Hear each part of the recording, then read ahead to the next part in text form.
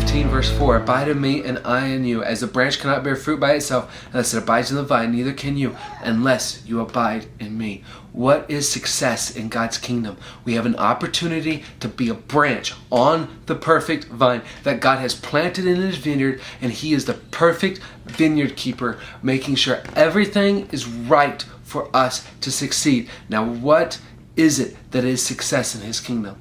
It is abiding in Christ, residing in him, dwelling in him, taking up permanent residence in Christ. A lot of us like to be visitors of Christ. We show up to his house, we knock on his door, we sit on his couch, we sip his coffee, we talk to him for a little while, then we get up, we go home and live the life that we want to live.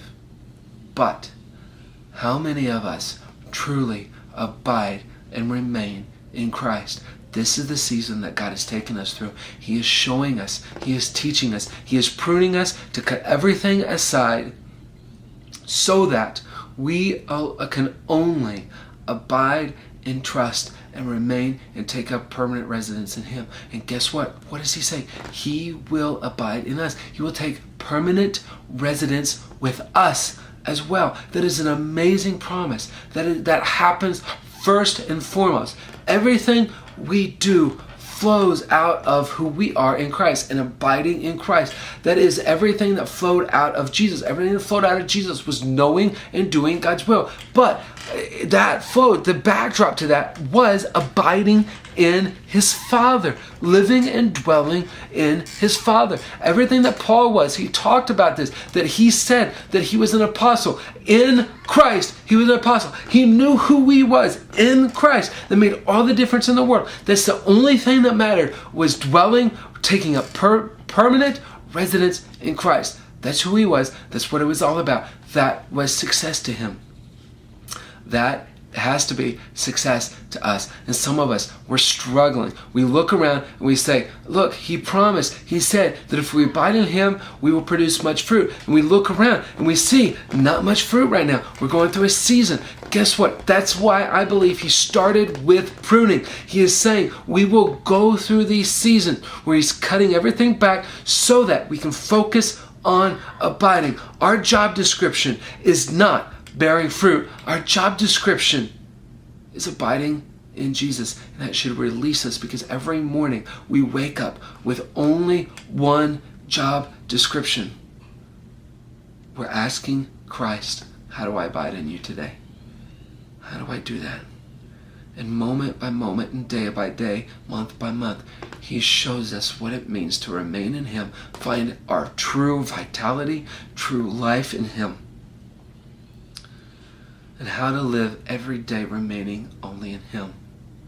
I had a hard time, and I still do. My temptation is to abide in other people's words, to where I am doing what they want so that I look impressive in their eyes. God is cutting that away from me, and it is hard and it is difficult. And I'm beginning to learn what it means to abide and remain in him so that I have my identity in him. Because, verse 5, last part, for apart from me you can do nothing. How much do we believe that? That will determine how much we remain in him. If we truly think that nothing else matters except abiding in Christ, that we truly can do nothing apart from him, we will remain in Christ fully and totally. We can have success by the world's measurements. We can have success ministry-wise by the world's measurements. And it seeped into the church, and we preach the gospel of fruit, and we've made idol out of fruit, not remaining in Jesus. Remain. This is an encouragement. This is a release. Remain only in Jesus, and the fruit will come.